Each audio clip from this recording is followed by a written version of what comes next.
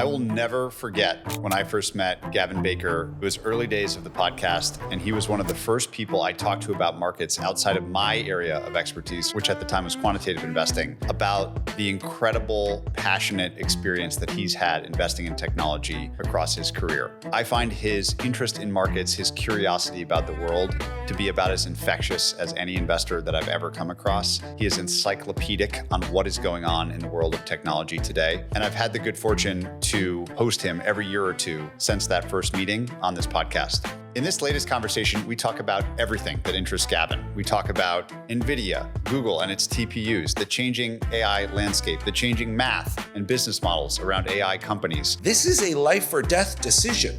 And essentially everyone except Microsoft is failing it. We even discuss the crazy idea of data centers in space, which he communicates with his usual passion and logic. In every way, data centers in space, from a first principles perspective, are superior to data centers on Earth. Because Gavin is one of the most passionate thinkers and investors that I know, these conversations are always amongst my most favorite. I hope you enjoy this latest in the series of discussions with Gavin Baker. I would love to talk about how you, like in the nitty gritty, process new things that come out in this whole like AI world, because it's happening so constantly. I'm extremely interested in it and I find it very hard to keep up. And I have a couple blogs that I go read and friends that I call, but like maybe let's take Gemini 3 as like a recent example. When that comes out, what like literally like take me into your office, like what are you doing? How do you and your team process an update like that, given how often these things are happening? I mean, I think the first thing is you have to use it yourself. Yep. And I would just say I'm amazed at how many famous and august investors are reaching really definitive conclusions about AI. Well, no, based on the free tier. Yeah. The free tier is like you're dealing with a 10-year-old right. And you're making conclusions about the 10-year-old's capabilities as an adult. And you could just pay, and I do think actually you do need to pay for the highest tier, whether it's Gemini Ultra, Super Grok, whatever it is, you have to pay the $200 per month tiers. Whereas those are like a fully fledged 30, 35-year-old. It's really hard to extrapolate from an 8 or a 10-year-old to the 35-year-old, and yet a lot of people are doing that. And the second thing is, there was an insider post about OpenAI, and they said to a large degree, OpenAI runs on Twitter vibes. And I just think AI happens on X. And, there have been some really memorable moments. Like there was a giant fight between the PyTorch team at Meta and the JAX team at Google on X. And the leaders of each lab had to step in, publicly say, no one from my lab is allowed to say bad things about the other lab, and I respect them, and that is the end of that. Yeah. The companies are all commenting on each other's posts. The research papers come out. If on planet Earth, there's 500 to 1,000 people who really, really understand this and are at the cutting edge of it, and a good number of them live in China, I just think you have to follow those people closely. And I think there is incredible signal. To me, everything in AI is just downstream of those people. Yeah. Everything Andre Karpathy writes, you have to read it 3 times. Yeah. Minimum. Yeah, he's incredible. And then I would say anytime one of those labs, the 4 labs that matter, being OpenAI, Gemini, Anthropic, and xAI, which are clearly the 4 leading labs. Like anytime somebody from one of those labs goes on a podcast, I just think it's so important to listen. And then for me, one of the best use cases of AI is to keep up with all of this. Just like listen to a podcast. And then if there are parts that I thought were interesting, just talk about it with AI. And I think it's really important to like have as little friction as possible. I'll bring it up. I have it like, I can either press this button and pull up Grok, or I have this. Oh, wow. What's that? That just brings it right up. Yeah, it brings it right up. What do you think of Patrick O'Shaughnessy? Oh, man. Patrick O'Shaughnessy is one of my favorite voices in investing. His Invest Like the Best podcast is straight fire. Those deep dives with folks like Bill Gurley or... Gurley. Yes. It's so amazing. Can you believe we have this? I know. It's like we have... Yeah. It's freakish. I think somebody said on X, like we imbued these rocks with crazy spells, and now we can summon super intelligent genies on our phones over the air. It's crazy. Crazy. So something like Gemini 3 comes out. the public interpretation was, oh, this is interesting. It seems to say something about scaling laws and the pre-training stuff. What is your frame on like the state of general progress in frontier models in general? Like, what are you watching most closely? Yeah, well, I do think Gemini 3 was very important because it showed us that scaling laws for pre-training are intact. They, stated that unequivocally. And that's important because no one on planet Earth knows how or why scaling laws for pre-training work. It's actually not a law, it's an empirical observation. And it's an empirical observation that we've measured extremely precisely and is held for a long time. But our understanding of scaling laws for pre-training, and maybe this is a little bit controversial with 20% of researchers, but probably not more than that, is kind of like the ancient British people's understanding of the sun, or the ancient Egyptians' understanding of the sun. They can measure it so precisely that the east-west axis of the Great Pyramids are perfectly aligned with the equinoxes, and so are the east-west axes of Stonehenge. Perfect measurement. Yeah.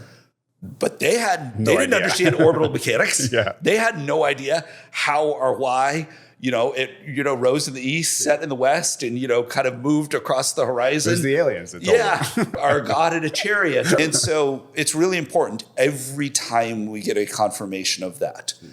So Gemini 3 was very important in that way. But I think there's been a big misunderstanding, maybe in the public equity investing community or the broader, more generalist community.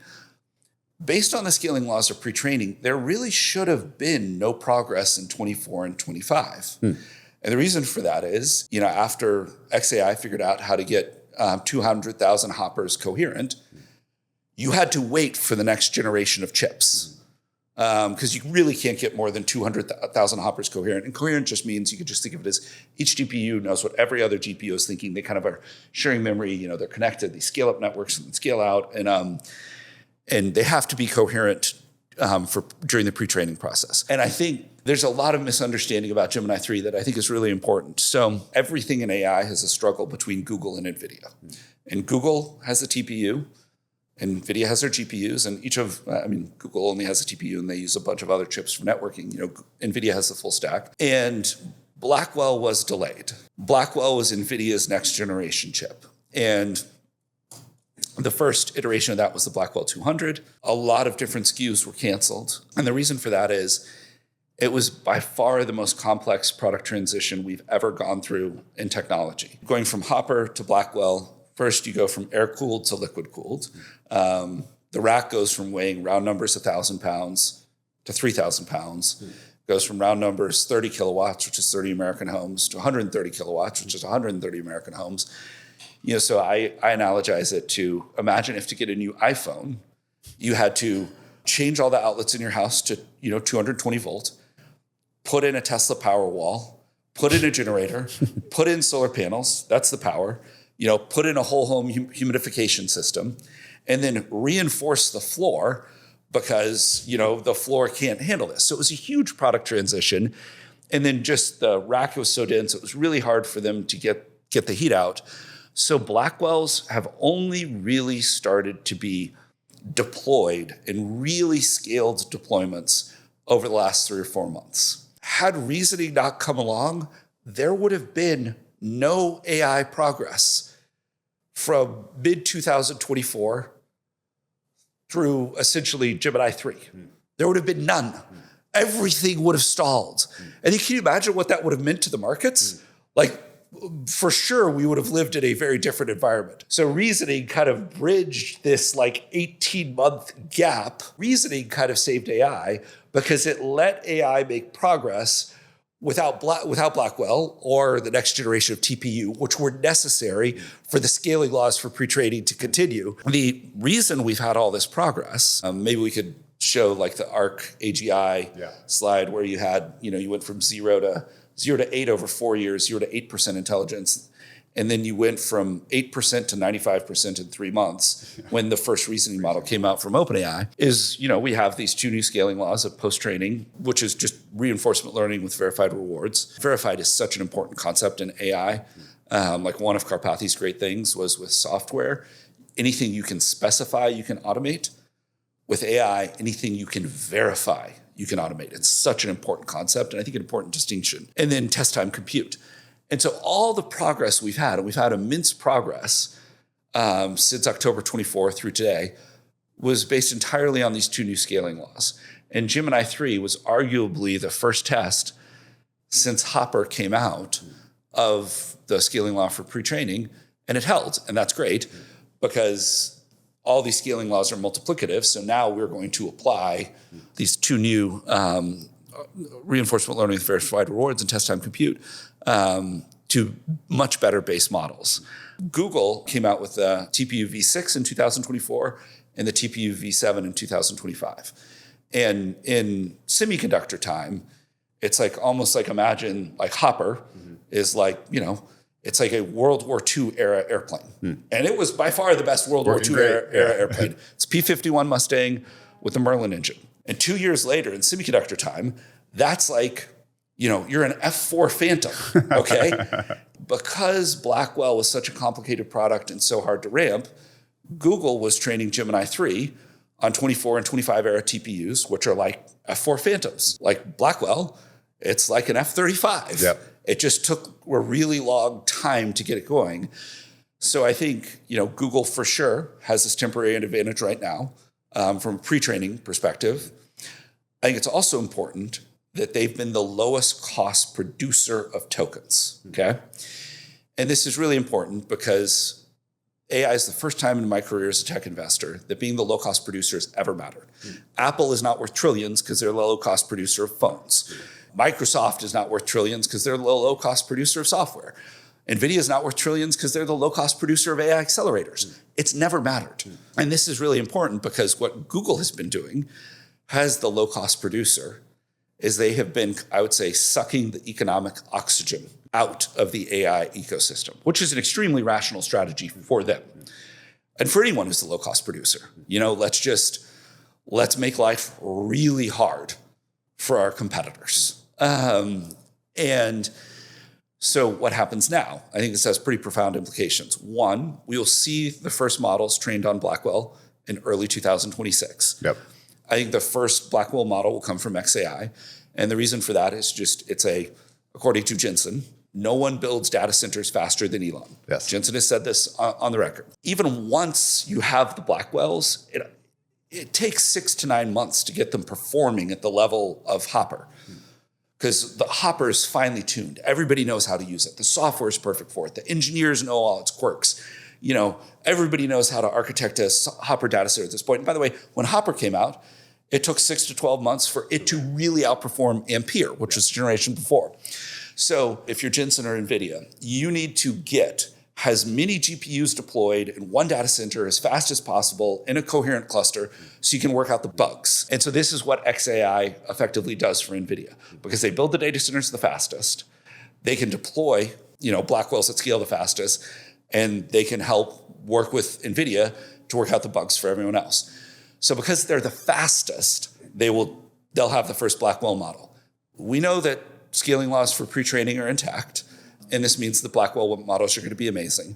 Blackwell is, it's not an F-35 versus an F-4 Phantom, but from my perspective, it is a better chip.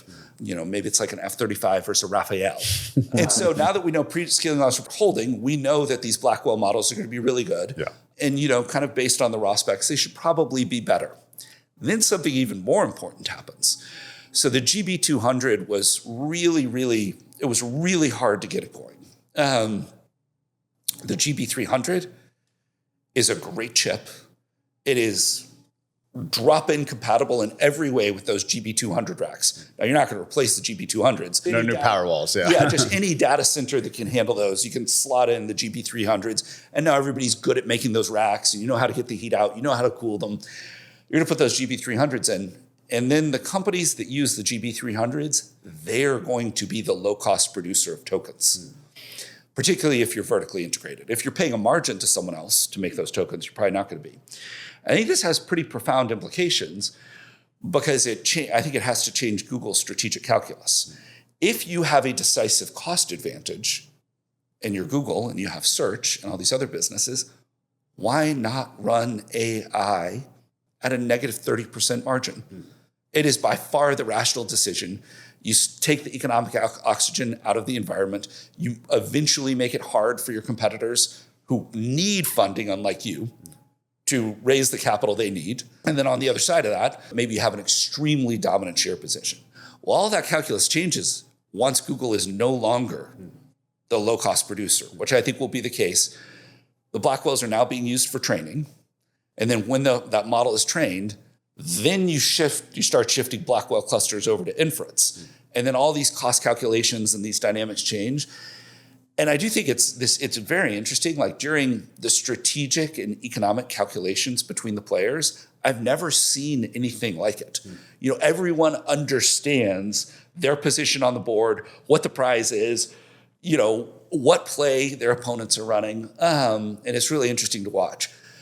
So I just think if Google changes its behavior, because it's going to be really painful for them as a higher cost producer to run that negative 30% margin. It might start to impact, their stock. That has pretty profound implications for the economics of AI. And then when Rubin comes out, we'll know the gap is going to expand significantly. Versus TPUs? Versus TPUs and all other ASICs. Now, I think Trainium 3 is probably going to be pretty good and Trainium 4 are going to be good. Why is that the case? Why won't TPU V8, V9 be every bit as good? A couple of things. So one, for whatever reason, Google made more conservative design decisions. I think part of that is, so Google, round numbers, Google, like let's say the TPU, Google is, so there's front end and back end of semiconductor design.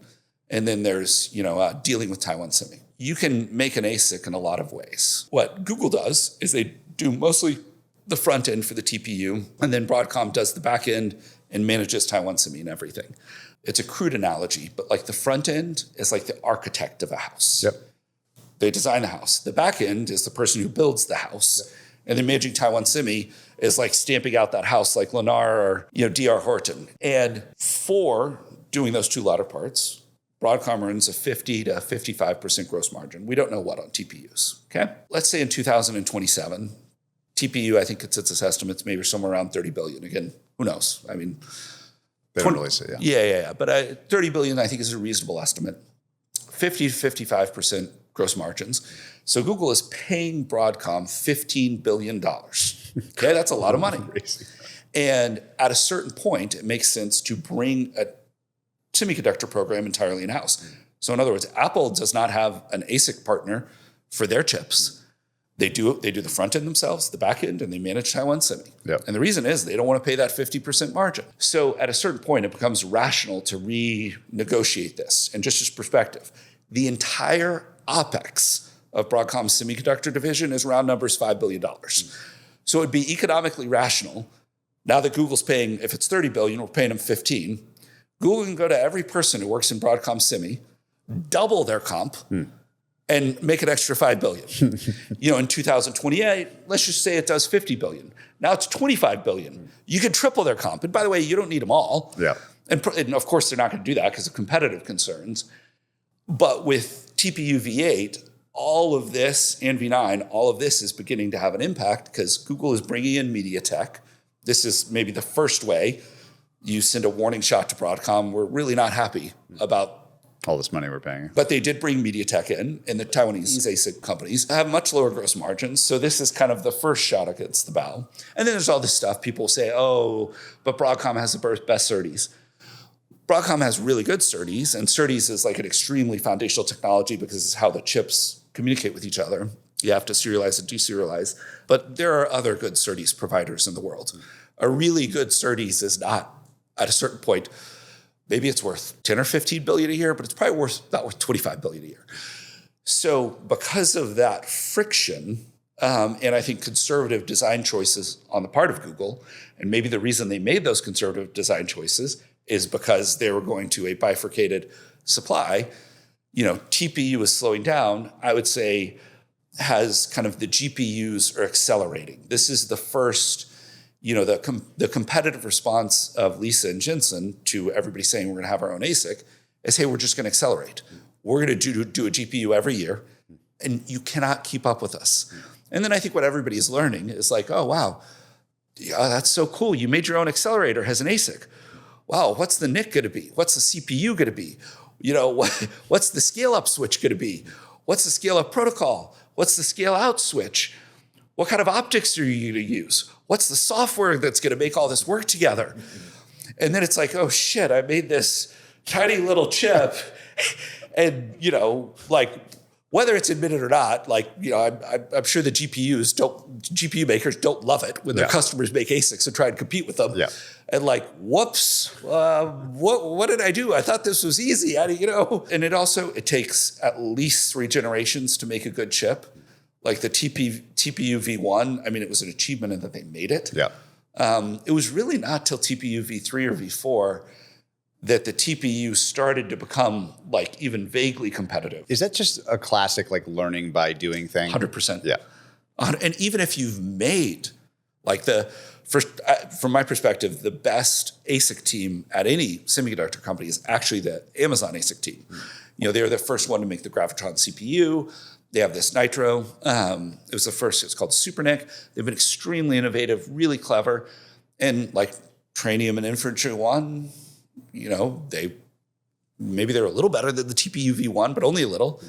Trainium 2, you get a little better. Trainium 3, it's, I think the first time it's like, okay. And then, I think Trainium 4 will probably be good. I will be surprised if there are a lot of ASICs other than Trainium and TPU. And by the way, Trainium and TPU will both run on customer-owned tooling at some point. We can debate when that will happen, but the economics of success that I just described mean it's inevitable. Like no matter what the companies say, just the economics make it, and reasoning from first principles make it absolutely inevitable. If I were to zoom all the way out on this stuff, because sometimes I find these details unbelievably interesting, and it's like the grandest game that's ever been played. That's what I mean. It's crazy. It's so crazy and so fun to follow. Sometimes I forget to zoom out and say, well, so what? Like, okay, so project this forward 3 generations past Rubin or whatever. What is like the global human dividend of all this crazy development? Like we keep making the loss lower on these, pre-training scaling models. Like who cares? Like it's been a while since I've asked this thing something that I wasn't kind of blown away by the answer for me personally. What are the next couple of things that all this crazy infrastructure war allows us to unlock because they're so successful? If I were to posit like an event path, I think the Blackwell models are going to be amazing. The dramatic reduction in per token cost enabled by the GB300 and probably more the MI450 than the MI355, will lead to these models being allowed to think for much longer, which means they're going to be able to, do new things. Like I was very impressed. Gemini 3 made me a restaurant reservation. It's the first time it's done something for me. And I mean, other than like go research something and teach me stuff. But if you can make a restaurant reservation, you're not that far from being able to make a hotel reservation and an airplane reservation and order me an Uber. And all of a sudden you got an assistant. And you can just imagine, everybody talks about that, but you can just imagine it's on your phone. I think that's pretty near term. But it's some big companies that are very tech forward. 50% plus of customer support is already done by AI, and that's a $400 billion industry. And then if, what AI is great about is persuasion, that's sales and customer support. And so of the functions of a company, if you think about them, they're to make stuff, sell stuff, and then support the customers. So right now, maybe you're in late 26, you're going to be pretty good at 2 of them. I do think it's going to have a big impact on media. Like I think robotics, we talked about the last time, are going to finally start to be real. There's an explosion in kind of exciting robotic startups. I do still think that the main battle is going to be between Tesla's Optimus and the Chinese because, it's easy to make prototypes. It's hard to mass produce them. But then it goes back to what Andre Karpathy said about AI can automate anything that can be verified.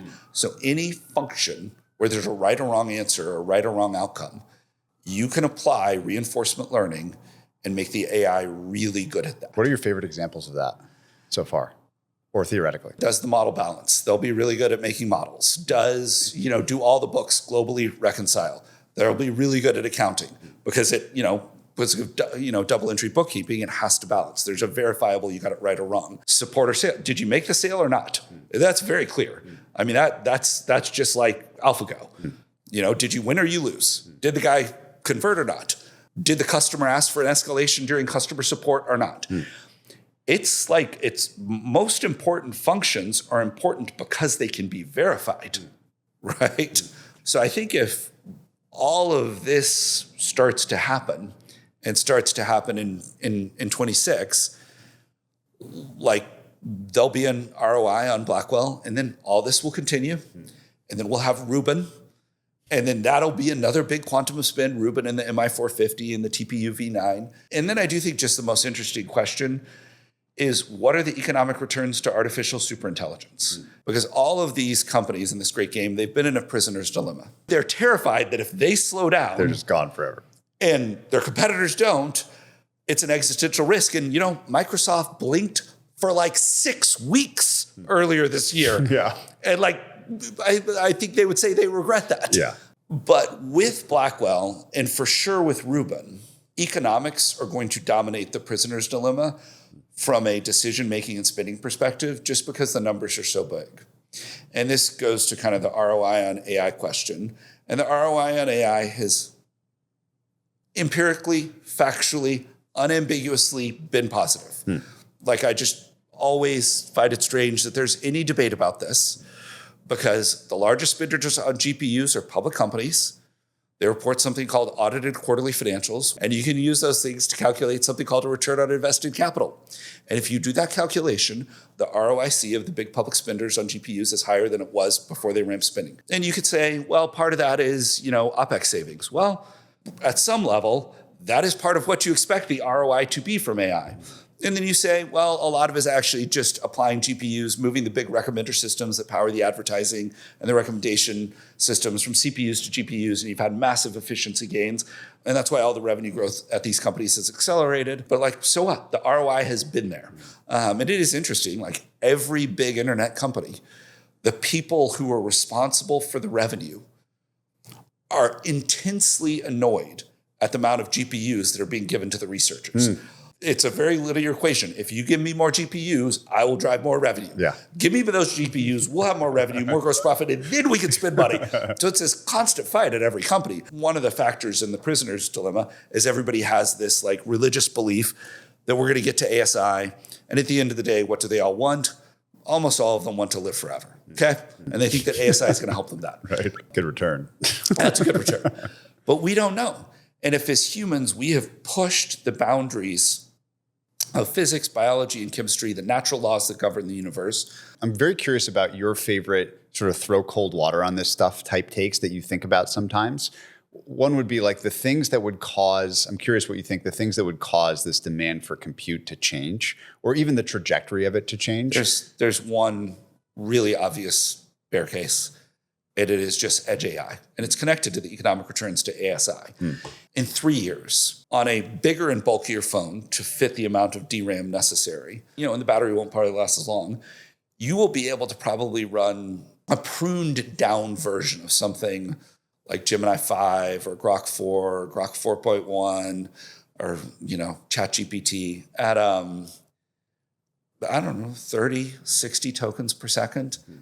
And then that's free. And this is clearly Apple's strategy. It's just, we're going to be a distributor of AI, and we're going to make it privacy safe and run on the phone. And then you can call one of the big models, the God models in the cloud, whatever you have a question. And if that happens, if like 30 to 60 tokens at like a 30, 60 tokens a second at a 115 IQ is good enough, I think that's a bear case. Other than just these scaling laws break, but in terms of if we assume scaling laws continue, and we now know they're going to continue for pre-training for at least one more generation, and we're very early in the 2 new scaling laws, for post-training, mid-training, RL, VR, whatever people want to call it, and then test time computed inference. We're so early in those, and we're getting so much better at helping the models hold more and more context in their minds as they do, this test time compute.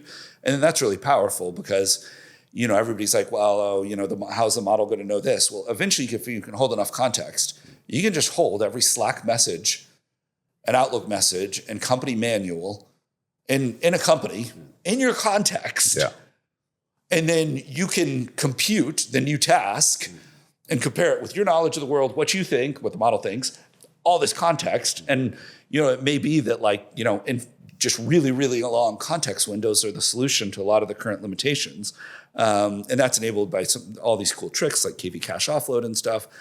But I do think other than scaling laws slowing down, other than there being low economic returns to ASI, edge AI is to me by far the most plausible and scariest bear case. I like to visualize like different S curves. You invested through the iPhone, and I love to like see the visual of the iPhone models as it sort of went from this clunky, bricky thing up to what we have now, where like each one's like a little bit, obviously we've sort of petered out on its form factor.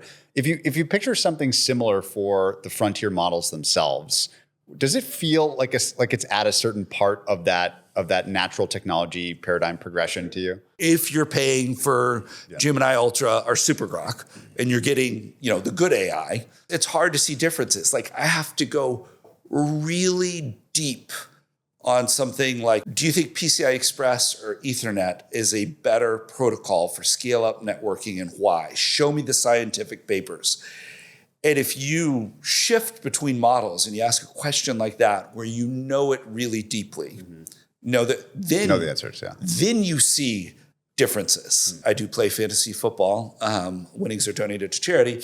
But it is like, these new models are quite a bit better at helping, like, who should I play? Yeah. And they think in much more sophisticated ways. And by the way, if you're a historically good fantasy football player and you're having a bad season, this is why. This is why, because you're not using it. Yeah. And I think we'll see that in more and more domains.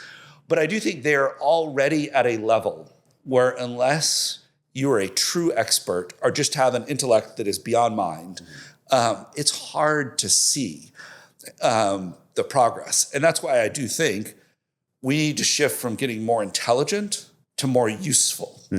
Unless more intelligence starts leading to these massive scientific breakthroughs and we're curing cancer in 26 and 27. Yeah. I don't know that we're going to be curing cancer, but I do think from a ROI, almost an ROI S-curve, we need to kind of hand off from intelligence to usefulness. And then usefulness will then have to hand off to scientific breakthrough, just that creates whole new industries. What are the building blocks of usefulness in your mind? Just being able to do things consistently and reliably. Yeah. And a lot of that is keeping all the context. Like there's a lot of context if someone wants to plan a trip for me. Like, I've acquired these strange preferences. Like I follow that guy, Andrew Huberman. So I like to have an east-facing balcony so I can get morning sun, And so the AI has to remember, being on a plane with Starlink is important to me.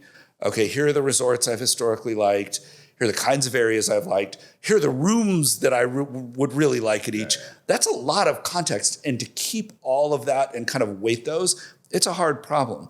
So I think context windows are a big part of it. There's this meter task evaluation thing, like how long it can work for. And you could think of that as being related in some way to context, although not precisely. But that just task length needs to keep expanding because, booking a restaurant and booking is economically useful, but, it's not that economically useful.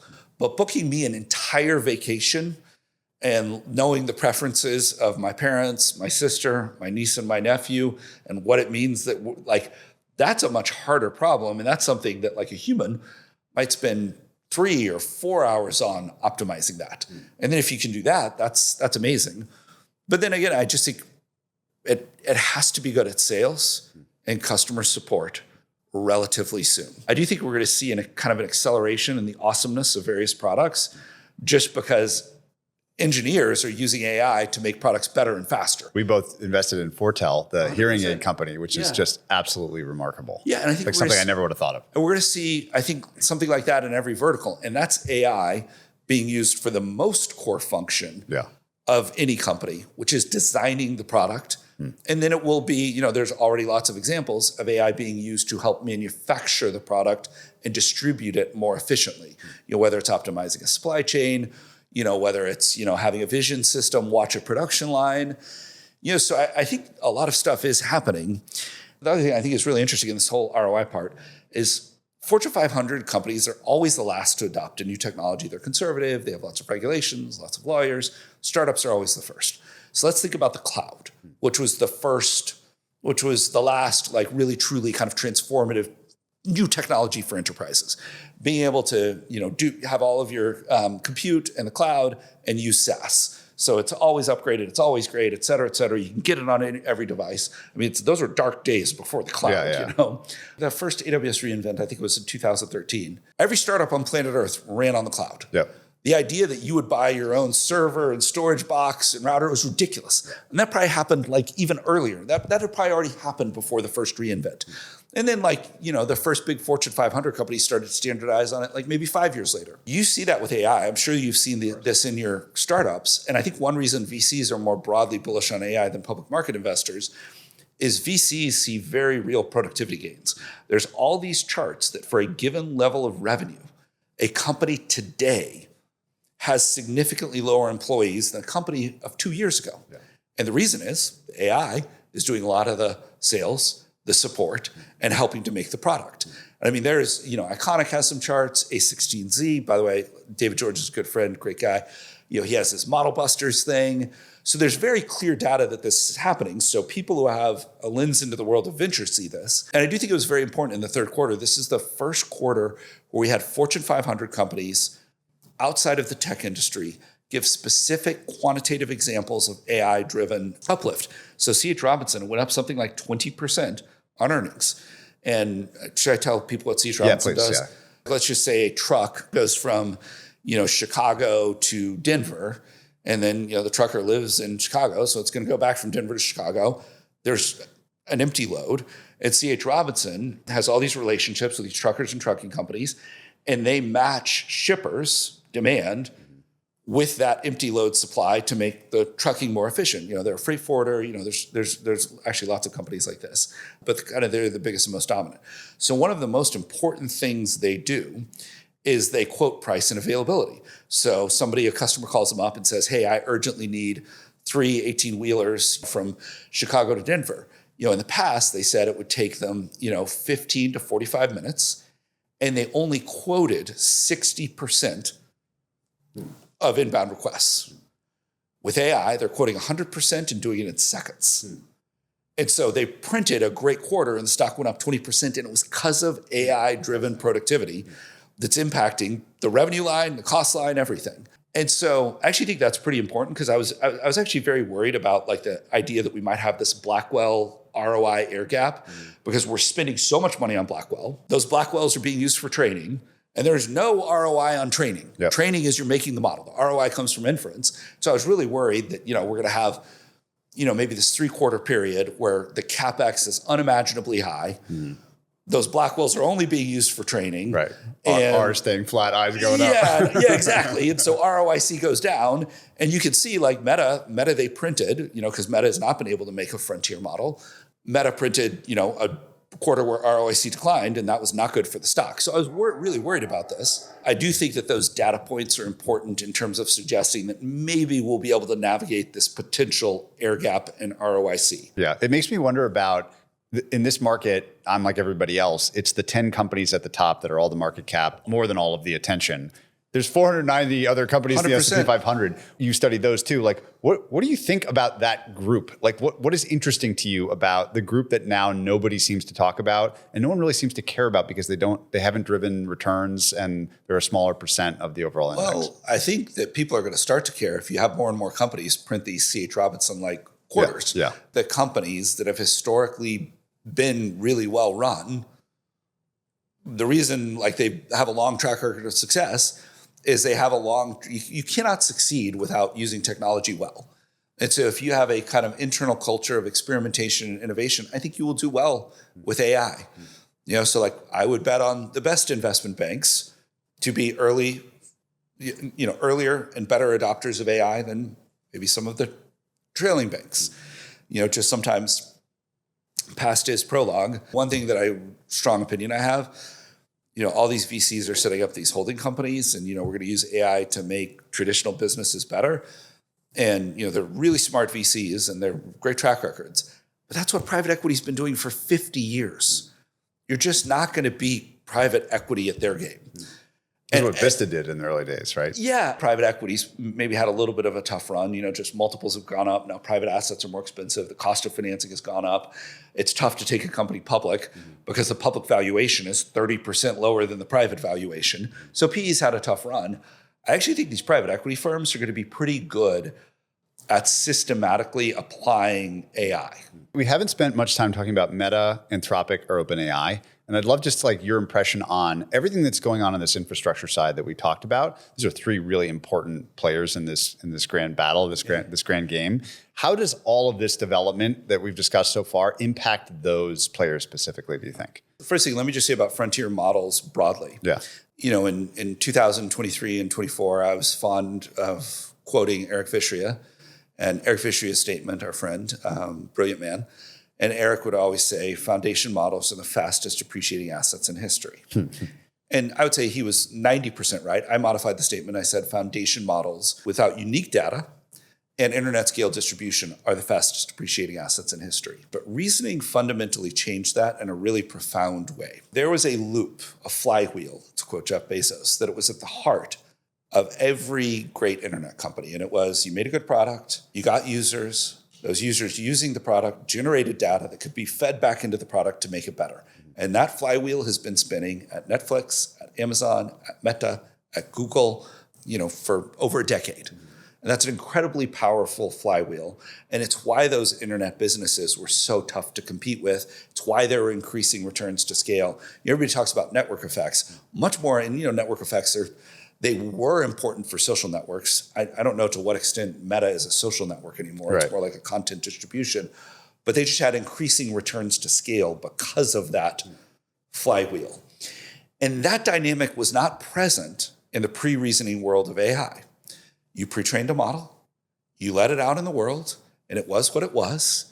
And it was actually pretty hard. They would do RLHF, reinforcement learning with human feedback. And you try and make the bot model better, and maybe you'd get a sense from Twitter vibes that people didn't like this, and so you tweak it.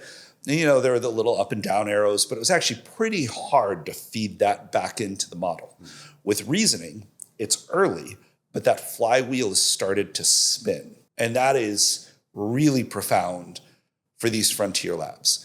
So one, reasoning fundamentally changed the industry dynamics of frontier labs. Just explain why specifically that is, what is going on. Because if a lot of people are asking a similar question and they're consistently either liking or not liking the answer, then you can kind of use that, like that has a verifiable reward, that's a good outcome. And then you can kind of feed those good answers back into the model. And we're very early at this flywheel spinning. Yeah, got it. Like it's hard to do now, but you can see it beginning to spin. So this is important fact number one for all of those dynamics. Second, I think it's really important that Meta, Mark Zuckerberg at the beginning of this year in January said, I anticipate, I'm highly confident, I'm going to get the quote wrong, that at some point in 2025, we're going to have the best and most performant AI. I don't know if he's in the top 100, okay? So he was as wrong as it was possible to be. And I think that is a really important fact because it suggests that what these four companies have done is really hard to do. Because Meta threw a lot of money at it and they failed. Jan LeCun had to leave. They had to have the famous $1 billion for AI researchers. And by the way, Microsoft also failed. They did not make such an unequivocal prediction, but they bought Inflection AI. Yep. And there were a lot of comments from them that we anticipate our internal models quickly getting better, and we're going to run more and more of our AI on our internal models. Hasn't happened. Amazon, they bought a company called Adept AI. They have their models called Nova. No, I don't think they're in the top 20. Yeah. So clearly, it's much harder to do than people thought a year ago. And there's many, many reasons for that. Like it's actually really hard to keep a big cluster of GPUs coherent. A lot of these companies were used to running their infrastructure to optimize for cost, right, instead of performance. Complexity and performance. Complexity and keeping the GPUs running at high utilization rate in a big cluster. It's actually really hard. Yeah. And there are wild variations in how well companies run GPUs. Yeah. And if the most anybody, because of the laws of physics, maybe you can get 200,000 or 300,000 Blackwells coherent. We'll see. But if you have 30% uptime on that cluster and you're competing with somebody who has 90% uptime, you're not even competing. So one, there's a huge spectrum in how well people run GPUs. Two, then I think there is, these AI researchers, they like to talk about taste. I find it very funny. Why do you make so much money? I have very good taste. What taste means is you have a good intuitive sense for the experiments to perform. And this is why you pay people a lot of money. Because it actually turns out that as these models get bigger, you can no longer run an experiment on a 1,000 GPU cluster and replicate it on 100,000 GPUs. You need to run that experiment on 50,000 GPUs, and maybe it takes days. And so there's a very high opportunity cost. And so you have to have a really good team that can make the right decisions about which experiments to run on this. And then you need to do all the reinforcement learning during post-training well and the test time compute well. Fucking complicated. It's really hard to do. And everybody thinks it's easy, but all those things, I used to have this saying like, hey, and I was a retail analyst long ago, pick any vertical in America. If you can just run 1,000 stores and have them clean, well-lit, stocked with relevant goods at good prices and staffed by friendly employees who are not stealing from you, you're going to be a $20 billion company, a $30 billion company. Like 15 companies have been able to do that. It's really hard. And it's the same thing. Doing all of these things well is really hard. And then reasoning with this flywheel, this is beginning to create Creates barriers more to separation, entry. yeah. And what's even more important, every one of those labs, XAI, Gemini, OpenAI, and Anthropic, they have a more advanced checkpoint internally of the model. Checkpoint is just you're kind of continuously working on these models, and then you release kind of a checkpoint. And then the reason these models get fast is the one they're using internally is better. Along, yeah. And they're using that model to train the next model. And if you do not have that latest checkpoint, you're behind. It's getting really hard to catch up. Yeah. Chinese open source is a gift from God to Meta because you can use Chinese open source to try and that can be your checkpoint. And you can use that as a way to kind of bootstrap this. And that's what I'm sure they're trying to do and everybody else. The big problem and a giant swing factor, I think China's made a terrible mistake with this rare earths thing. I think China, because, they have the Huawei ASIN, and it's a decent chip. And versus something, the deprecated Hopper Zero, it looks okay. And so they're trying to force Chinese open source to use their Chinese chips. They're domestically designed chips. The problem is Blackwell's going to come out now, and the gap between these American frontier labs and Chinese open source is going to blow out because of Blackwell. And actually, DeepSeek, in their most recent technical paper, V3.2, said one of the reasons we struggle to compete with the American frontier labs is we don't have enough compute. That was their very politically correct, still a little bit risky way of saying, because China said, we don't want the Blackwells. Right. And they're saying, guys, that might be a big mistake. That might be a big mistake. And so if you just kind of play this out, these 4 American labs are going to start to widen their gap versus Chinese open source, which then makes it harder for anyone else to catch up because that gap is growing. So you can't use Chinese open source to bootstrap. And then geopolitically, China thought they had the leverage. They're going to realize, oh, whoopsie daisy, we do need the Blackwells. And unfortunately, they'll probably realize that in late 26. And at that point, there's an enormous effort underway. There's all sorts of really cool DARPA and DoD programs to incentivize really clever technological solutions for rare earths, like using enzymes to refine them, or there's all sorts of really cool things happening. And then, there's a lot of rare earth deposits in countries that are very friendly to America that, don't mind actually refining it in the, traditional way. So I think rare earths are going to be solved way faster than anyone thinks. They're obviously not that rare. They're just misnamed. They're rare because, they're really messy to refine. And so geopolitically, I actually think Blackwell is pretty significant. And it's going to give America a lot of leverage as this gap widens. And then in the context of all of that, going back to the dynamics between these companies, XAI will be out with the first Blackwell model, and then they'll be the first ones probably using Blackwell for inference at scale. And I think that's an important moment for them. And by the way, it is funny, if you go on OpenRouter, you can just look. They have dominant share. Now, OpenRouter is whatever it is. It's 1% of API tokens. but it's an indication. Yeah. They processed 1.35 trillion tokens. Google did like 800 or 900 billion. This is like whatever it is, last 7 days or last month. Anthropic was at 700 billion. Like XAI is doing really, really well. And the model is fantastic. I highly recommend it. But you'll see XAI, come out with this. OpenAI will come out faster. OpenAI's issue that they're trying to solve with Stargate is because they pay a margin to people for compute. And maybe the people who run their compute are not the best at running GPUs. They're a high-cost producer of tokens. And I think this kind of explains a lot of their code red recently. Yeah, well, just the $1.4 trillion in spending commitments. And I think that was just like, hey, they know they're going to need to raise a lot of money, particularly if Google keeps its current strategy of sucking the economic oxygen out of the room. And, you go from 1.4 trillion rough vibes, code red, like pretty fast, And the reason they have a code red is because of all these dynamics. So then they'll come out with a model, but they will not have fixed their per token cost disadvantage yet relative to both XAI and Google and Anthropic at that point. Anthropic is a good company. They're burning dramatically less cash than OpenAI and growing faster. So I think you have to give Anthropic a lot of credit. And a lot of that is their relationship with Google and Amazon for the TPUs and the trainiums. And so Anthropic has been able to benefit from the same dynamics that Google has. I think it's very indicative in this great game of chess.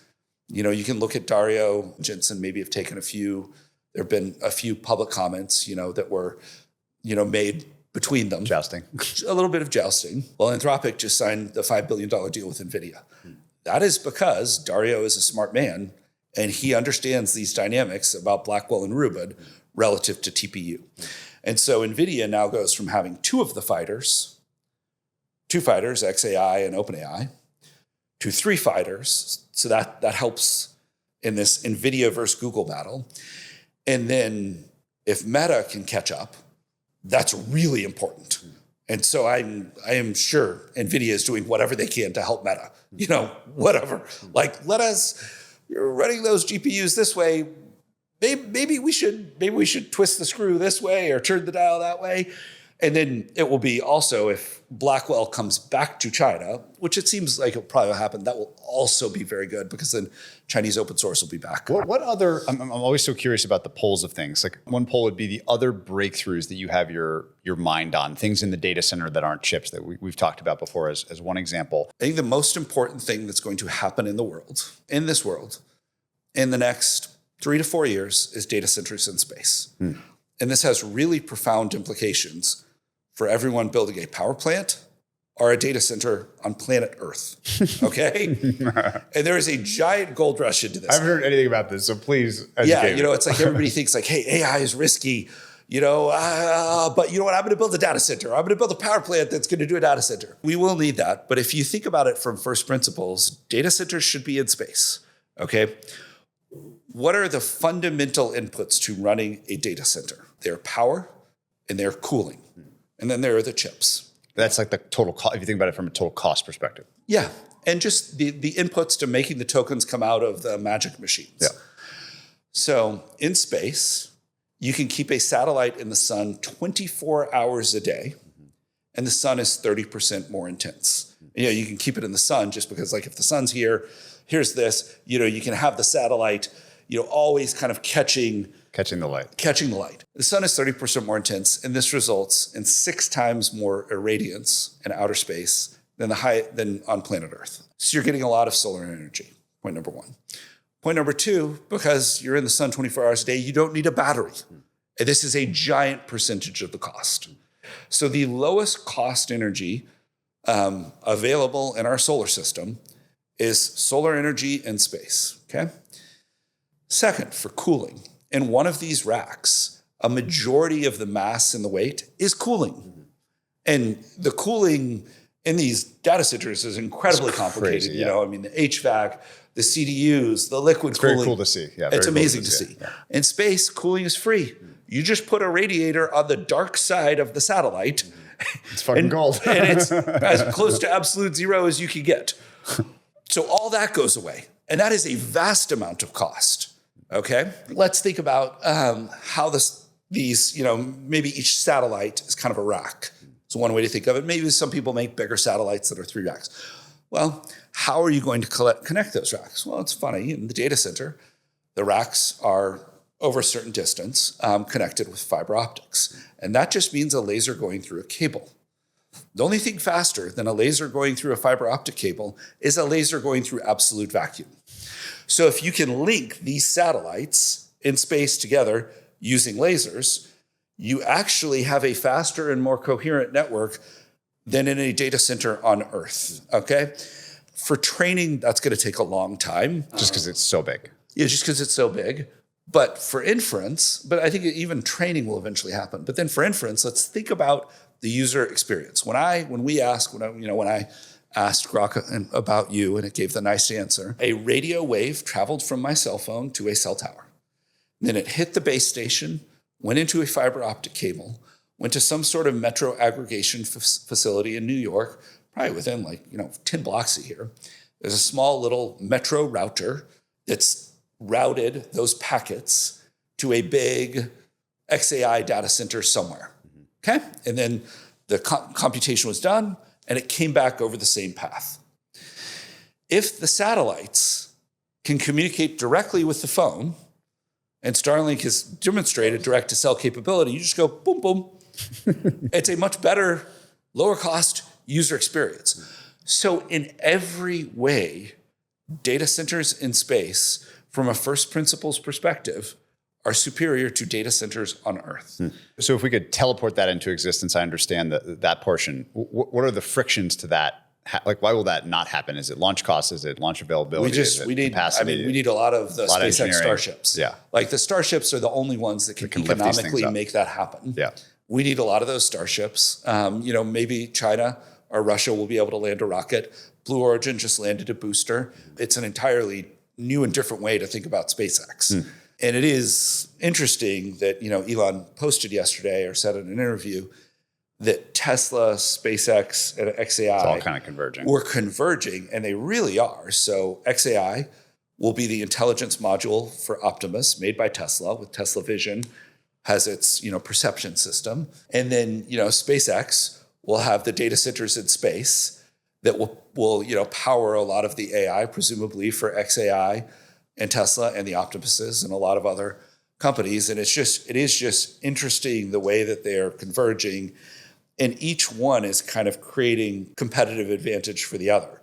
So if you're XAI, it's really nice that you have this built-in relationship with Optimus. And now, Tesla's a public company, so there's going to be I cannot imagine the level of vetting that will go into that intercompany agreement, And then you have a big advantage with these data centers in space. And then it's also nice if you're XAI that you have two companies with a lot of customers who you can use to help build your customer support agents, your customer sales agents with, kind of built-in customers. So they really are all kind of converging in a neat way. And I do think it's going to be a big moment when that first Blackwell model comes out from XAI next year. If I go to the other end of the spectrum, and I think about something that seems to have been historically endemic to the human economic experience, that shortages are always followed by gluts in capital cycles.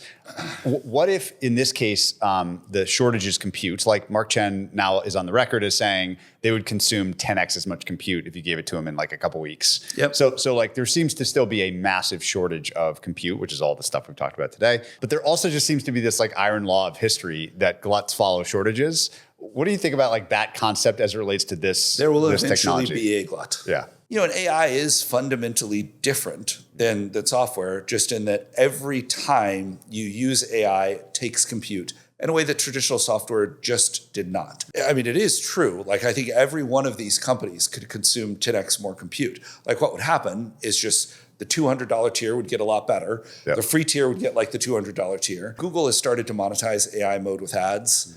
And I think that will give everyone else permission to introduce ads into the free mode. And then that is going to be an important source of ROI. It seems like OpenAI is tailor-made to absolutely. serve your ads. All of them. And actions hey, here are your 3 vacations. Would you like me to book one? Yeah. And then they're for sure going to collect a commission. Yeah.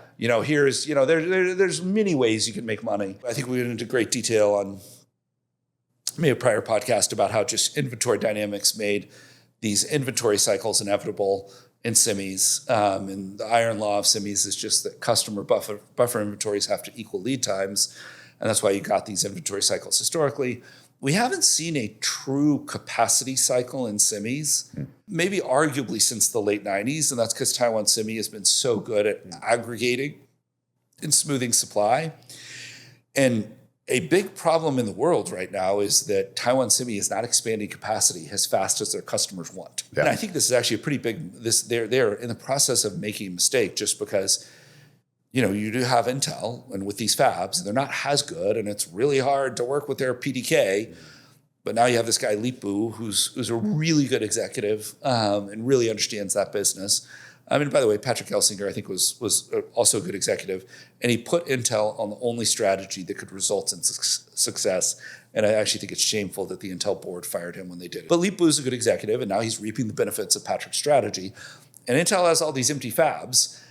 And eventually, given the shortages we have of compute, those fabs are going to be filled. Yeah. So I think Taiwan Semi is in the process of making a mistake, but they're just so paranoid about an overbuild. Yeah. And they're so skeptical. They're the guys who met with Sam Altman and laughed and said, he's a podcast bro. He has no idea what he's talking about, They're terrified of an overbuild. So it may be that Taiwan Semi single-handedly that their caution the brakes on the bubble is the governor. And we do I think governors are good. It's good that Power's a governor. It's good that Taiwan Semi is a governor. If Taiwan Semi opens up at the same time when data centers in space relieve all power constraints, but that's 5-6 years away. The data centers in space are a majority of deployed megawatts. I think you can get it overbuilt really fast, but just we have these two really powerful natural governors. And I think that's good, smoother and longer is good. We haven't talked about the power, other than alluding to it through the space thing. Haven't talked about power very much. Power was the most uninteresting topic because the demand, nothing really changed for a really, really long time. All of a sudden, we're trying to figure out how to get gigawatts here, there, and everywhere. How do you think about, are you interested in power? I'm very interested. I do feel lucky. In a prior life, I was the sector leader for the telecom and utilities team. Okay. I do have some base level of knowledge. So one, having watts as a constraint is really good for the most advanced compute players, because if watts are the constraint, the price you pay for compute is irrelevant. The TCO of your compute is absolutely irrelevant, because if you could get 3x or 4x or 5x more tokens per watt, that is literally 3 or 4x or 5x more revenue. And so, it's just if you're going to build an advanced data center costs $50 billion, a data center with your ASIC maybe costs $35 billion. But if that $50 billion revenue, if that $50 billion data center pumps out $25 billion of revenue and your ASIC data center at $35 billion is only pumping out $8 billion, well, you're pretty bummed. It's good for all of the most advanced technologies of the data center, which is exciting to me as an investor. So as long as power is a governor, the best products are going to win, irrespective of price, and have crazy pricing power. Okay? I think that's the first implication that's really important to me. Second, it is in the only solutions to this, we just can't build nuclear fast enough in America. As much as we would love to build nuclear quickly, we just can't. Yeah. It's just too hard. NEPA, all these rules, it's too hard. A rare ant that we could move and it could be in a better environment can totally delay the construction of a nuclear power plant. One ant. It's crazy, actually. Humans need to come first. We need to have a human-centric view of the world. But the solutions are natural gas and solar. And the great thing about these AI data centers is, apart from the ones that you're going to do inference on, you can locate them anywhere. So I think you were going to see, and this is why you're seeing all this activity in Abilene, because it's in the middle of a big natural gas basin, and we have a lot of natural gas in America because of fracking. I think we're going to have a lot of natural gas for a long time. We can ramp production really fast. So I think this is going to be solved. You're going to have power plants fed by gas or solar. I think that's the solution. And, you're already, all these turbine manufacturers were reluctant to expand capacity. Caterpillar just said, we're going to increase capacity by 75% over the next few years. So the system on the power side is beginning to respond. One of the reasons that I always so love talking to you is that you do you do as much in the top 10 companies in the world as you do looking at brand new companies with, entrepreneurs that are 25 years old trying to do something amazing. And so you have this very broad sense of what's going on. If I think about that second category of young enterprising technologists who now are like they're like kind of the first generation of AI native entrepreneurs. What are you seeing in that group that's notable or surprising or interesting? These young CEOs, they're just so impressive in all ways, and they get more polished faster. And I think the reason is they're talking to the AI. Yeah. How should I deal with pitching this investor? I'm meeting with Patrick O'Shaughnessy. What do you think the best ways I should pitch him are? Yeah, and it works. Do a deep research thing, and it's good. Yeah. Hey, I have this difficult HR situation. How would you handle it? Yeah, it's great. And it's good at that. How would you, we're struggling to sell our product. What changes would you make? And it's really good at all of that today. And that goes to these, VCs are seeing massive AI productivity in all their companies. It's because their companies are full of these, 23, 24, or, even younger AI natives. I've been so impressed with young investment talent. And it's just part of it, like your podcast is part of that. There's just, knowledge and very, very specific knowledge has became so accessible, through podcasts and the internet. Impressive young people come in, and they're just, I feel like they're where I was as an investor, like in my, early 30s, and they're 22. And I'm like, oh my God, like I have to run so fast to keep up. These kids who are growing up native in AI, they are just proficient with it in a way that I'm trying really hard to become. Can we talk about semis, VC specifically, and what is interesting in that universe? Oh, just one thing I just think is so cool about it and so underappreciated is your average semiconductor venture founder is 50 years old. Okay. And Jensen and what's happened with Nvidia and the market cap of Nvidia has single-handedly ignited semiconductor venture. But the way it's ignited in an awesome way that's really good for actually Nvidia and Google and everyone. Is let's just say you were the best DSP architect in the world. You had made, for the last 20 years, every 2 years, because that's what you have to do, semiconductors, it's every 2 years you have to run a race. And if you won the last race, you start a foot ahead. And over time, those compound and make each race easier to win. But maybe that person and his team, maybe he's the head of networking at a big public company. He's making a lot of money and he has a good life. And then because he sees these outcomes and the size of the markets of the data center, he's like, wow, why don't I just go start my own company? But the reason that's important is that, I forget the number, but there are thousands of parts in a Blackwell rack. And, and there's thousands of parts in a TPU rack. And in the Blackwell rack, maybe NVIDIA makes, I don't know, two or 300 of those parts. And, same thing in an AMD rack. And they need all of those other parts to accelerate with them.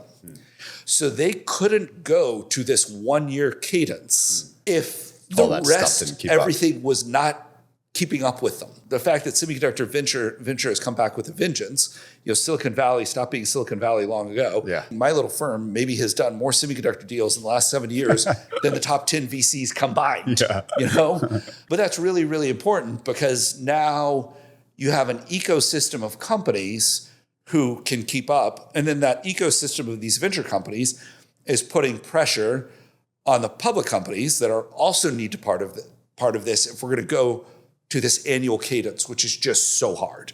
And it's one reason I'm really skeptical of these ASICs that don't already have some degree of success. So I do think that's a super, super important dynamic and one that's absolutely foundational and necessary for all of this to happen.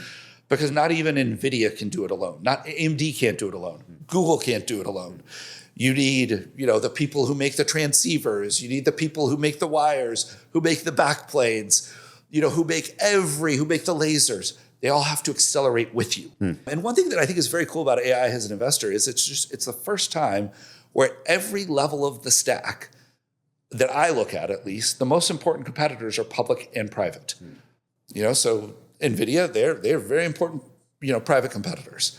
Broadcom, important private competitors. Marvell, important private competitors. Lumentum, Coherent, all these companies.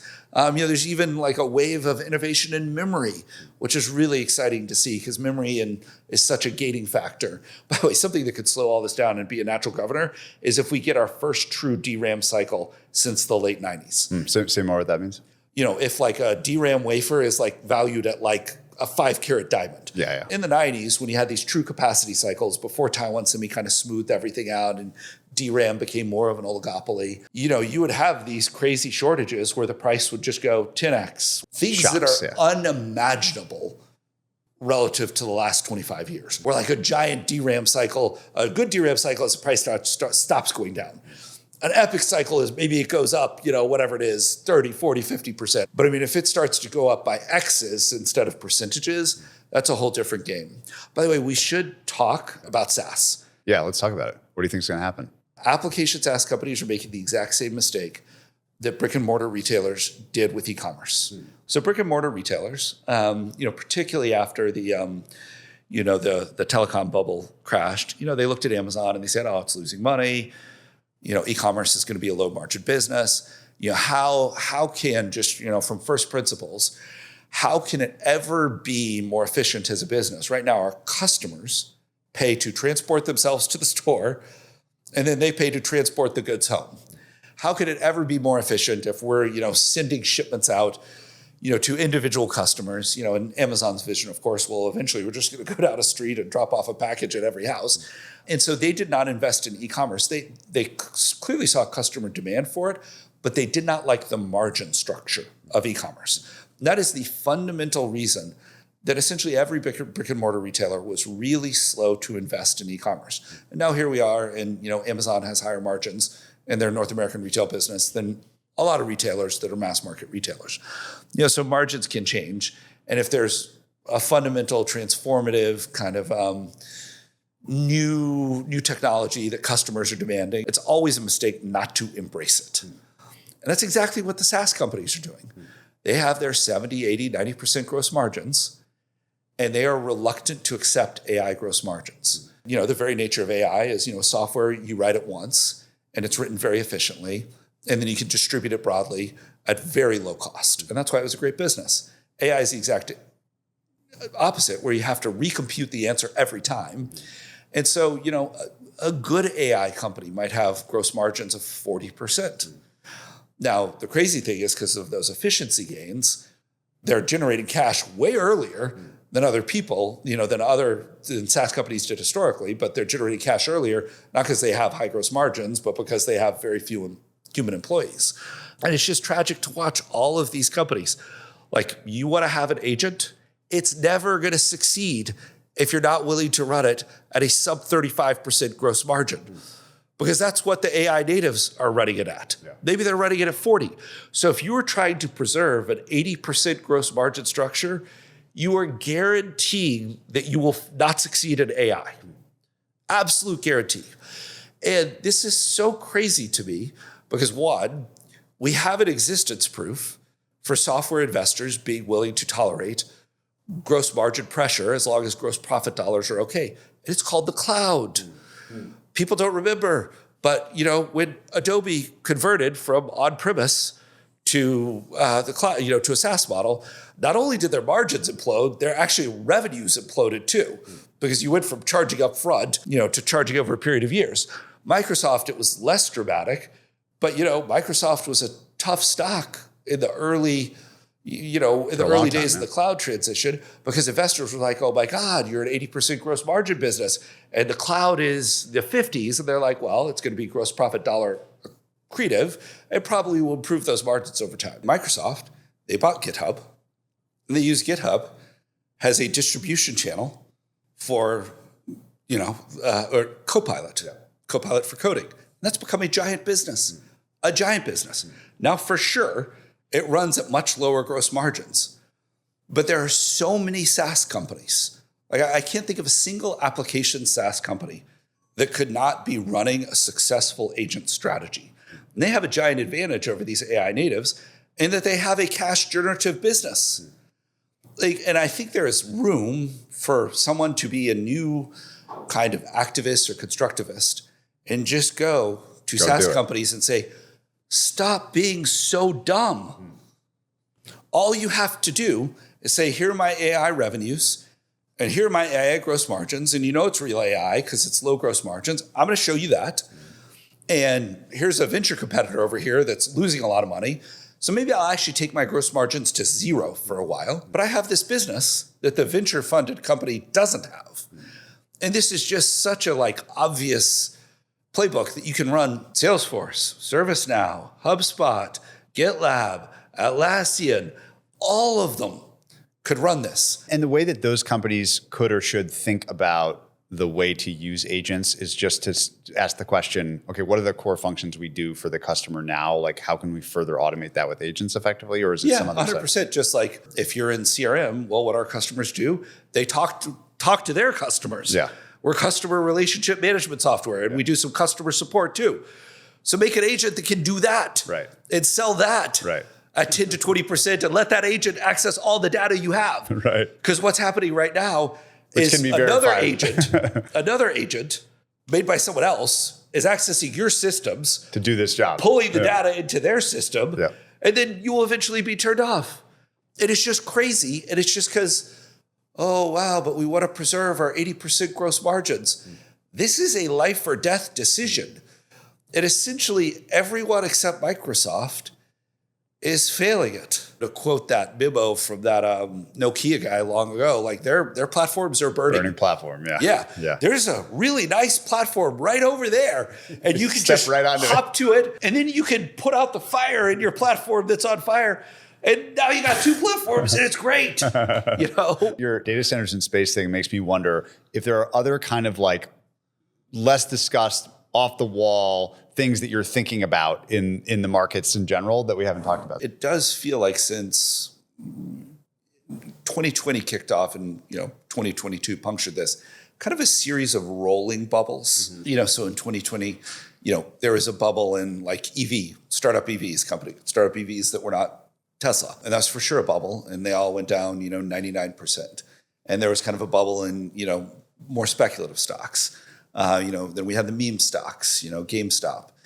And now it feels like the rolling bubble is in nuclear and quantum. And these are, fusion and SMR. It would be a transformative technology. It's amazing. But sadly, from my perspective, none of the public ways you can invest in this are really good expressions of this theme, are likely to succeed or have any real fundamental support. And same thing with quantum. I've been looking at quantum for 10 years. We have a really good understanding of quantum, and the public quantum companies, again, are not the leaders. From my perspective, the leaders in quantum would be Google, IBM, and then the Honeywell Quantum. So the public ways you can invest in this theme, which probably is exciting, are not the best. So you have two really clear bubbles. I also think quantum supremacy is very misunderstood. People hear it and they think it means that quantum computers are going to be better than classical computers at everything. With quantum, you can do some calculations that classical computers cannot do. Mm-hmm. That's it. That's going to be really useful and exciting and awesome. But it doesn't mean that quantum takes over the world. The thought that I have had, this is maybe less related to markets than just AI. I have just been fascinated that for the last 2 years, whatever AI needs to keep growing and advancing, it gets. Have you ever seen public opinion change so fast in the United States on any issue has nuclear power? Just happened like that. Like that. And why did that happen right when AI needed it to happen? Now we're running up on boundaries of power on Earth, All of a sudden, data centers in space. It's just a little strange to me that whenever there is something, a bottleneck that might slow it down, everything accelerates. Rubin is going to be such an easy, seamless transition relative to Blackwell, and Rubin's a great chip. And then you have AMD getting into the game with the MI450. Like, it's just whatever AI needs, it gets. You're a deep reader of sci-fi, so yeah, exactly. You're making me think of Kevin Kelly's great book, What Technology Wants. He calls it the technium, like the overall mass of technology that just like is supplied by humans Absolutely. to grow more powerful. Yes, it just wants to grow more and more powerful, and now we're going into an end state. I have a selfish closing question. Please. Speaking of young people, so my kids who are 12 and 10, but especially my son who's older, is developing an interest in what I do, which I think is quite natural. And I'm going to try to start asking my friends who are the most passionate about entrepreneurship and investing, why they are so passionate about it and what about it is so interesting and life-giving to them. How would you pitch what you've done, the career you built, this part of the world to a young person that's interested in this? I do believe at some level kind of investing is the search for truth. And if you find truth first, and you're right about it being a truth, that's how you generate alpha. And it has to be a truth that other people don't have not yet seen. Yeah.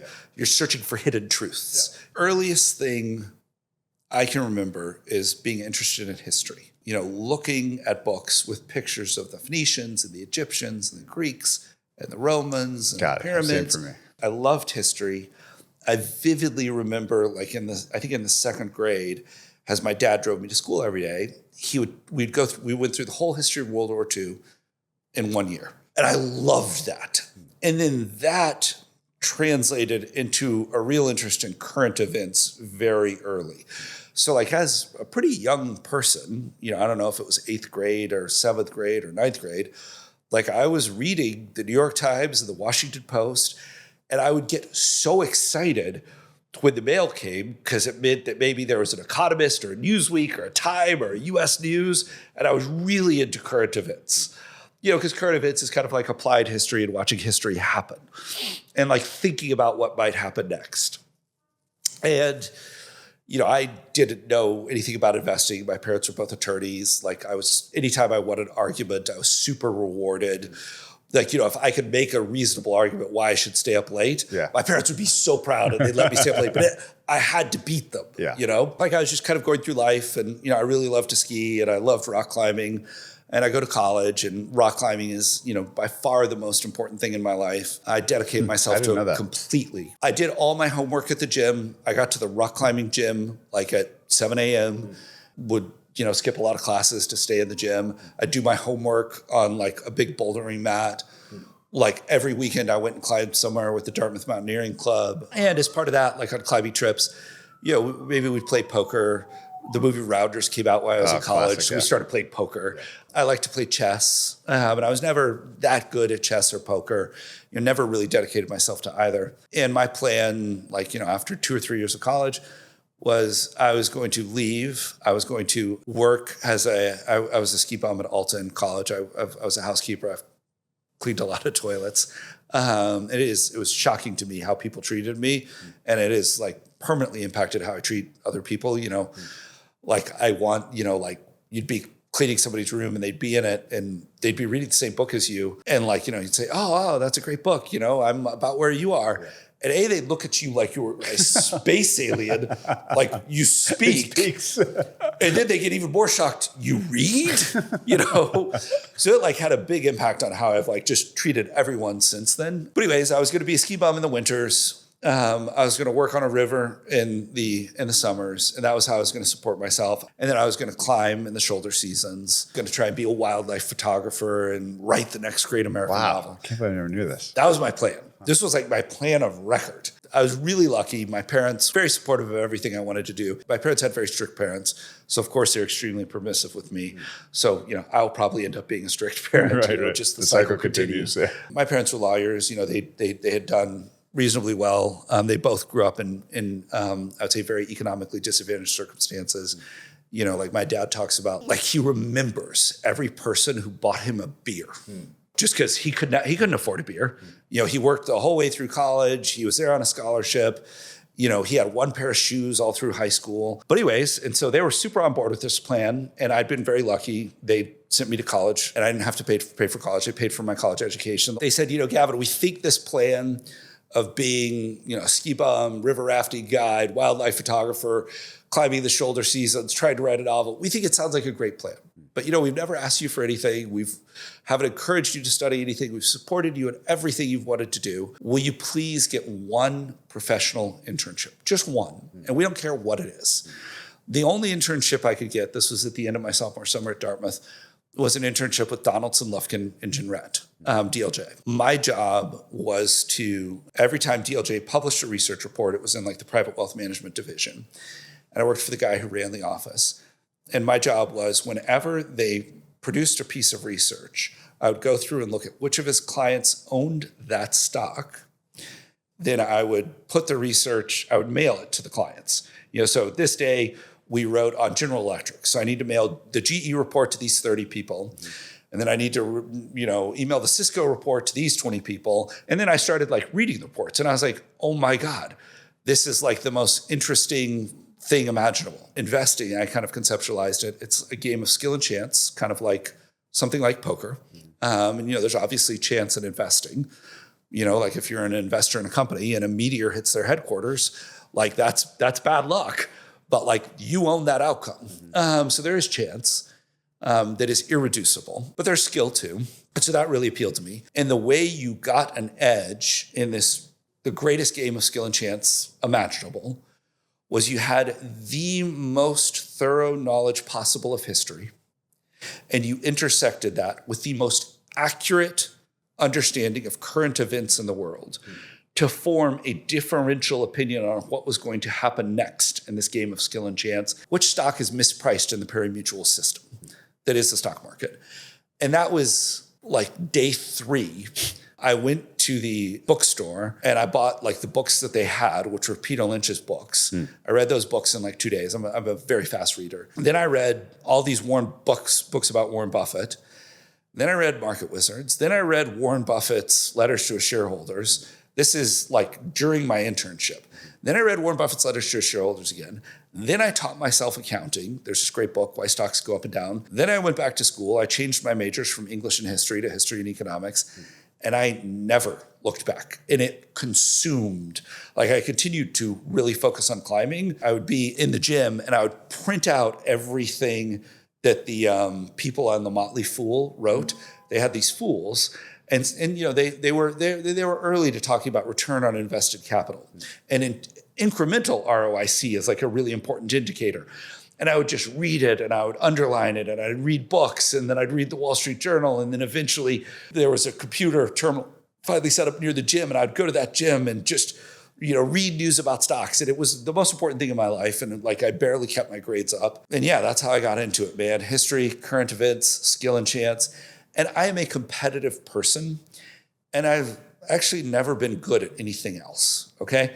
I got picked last for every sports team. I love to ski.